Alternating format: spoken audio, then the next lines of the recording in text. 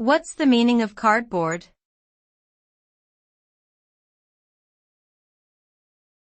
Cardboard.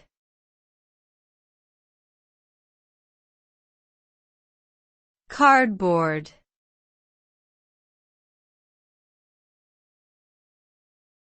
Cardboard.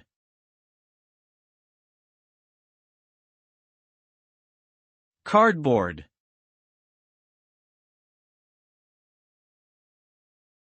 Cardboard refers to a material that is made from layers of paper or pulp pressed together to create a rigid, durable material used for packaging and other purposes.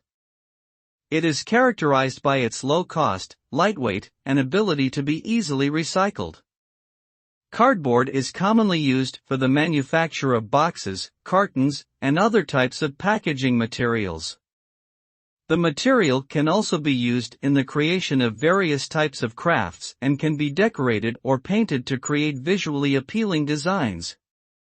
Overall, cardboard is an essential material for packaging and crafting purposes due to its versatility and affordability.